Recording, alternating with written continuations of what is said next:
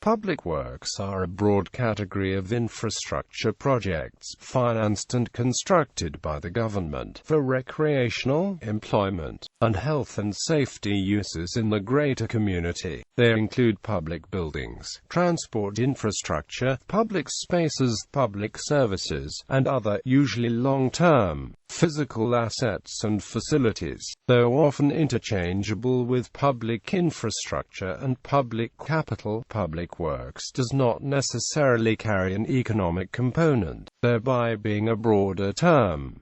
Overview. Public works is a multidimensional concept in economics and politics, touching on multiple arenas including recreation, aesthetics, economy, law, and neighborhood. Essentially, it represents any constructed object that augments a nation's physical infrastructure. Municipal infrastructure, urban infrastructure, and rural development usually represent the same concept but imply either large cities or developing nations' concerns respectively. The terms public infrastructure or critical infrastructure are at times used interchangeably. However, critical infrastructure includes public works as well as facilities like hospitals, banks, and telecommunications systems, and views them from a national security viewpoint and the impact on the community that the loss of such facilities would entail. Furthermore, the term public works has recently been expanded to include digital public infrastructure projects. The first nationwide digital public works project is an effort to create an open-source software platform for e-voting, reflecting increased concern with sustainability, urban ecology and quality of life. Efforts to move towards sustainable municipal infrastructure are common in developed nations, especially in European Union and Canada. Public works programs. A public employment program or public works program is the provision of employment by the creation of predominantly public goods at a prescribed wage for those unable to find alternative employment.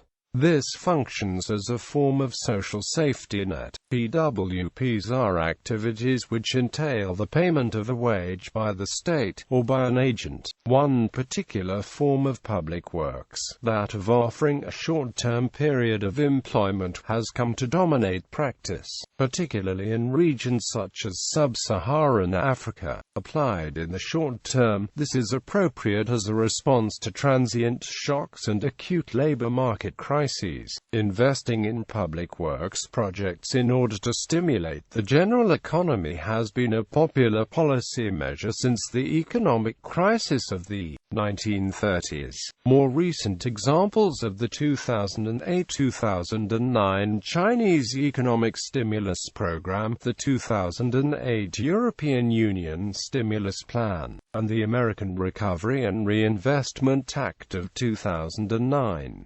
Utility of investment. While it is argued that capital investment in public works can be used to reduce unemployment, opponents of internal improvement programs argue that such projects should be undertaken by the private sector and not the public sector, because public works projects are characteristic of socialism. However, in the private sector, entrepreneurs bear their own losses, and so private sector firms are generally unwilling to undertake projects that could result in losses or would not develop a revenue stream. Governments will invest in public works because of the overall benefit to society when there is a lack of private sector benefit, or the risk is too great for a private company to accept on its own. According to research conducted at the Aalborg University, 86% of public works projects end up with cost overruns. Some unexpected findings of the research were that technically difficult projects were not more likely to exceed the budget than less difficult projects. Projects in which more people were directly and indirectly affected by the project turned out to be more susceptible to cost overruns. Project managers generally did not learn from similar projects attempted in the past. Generally, contracts awarded by public tenders will include a provision for unexpected expenses, that typically amount to 10% of the value of the contract. This money is only spent during the course of the project if the construction managers judge that it is necessary, and typically the expenditure must be justified in writing.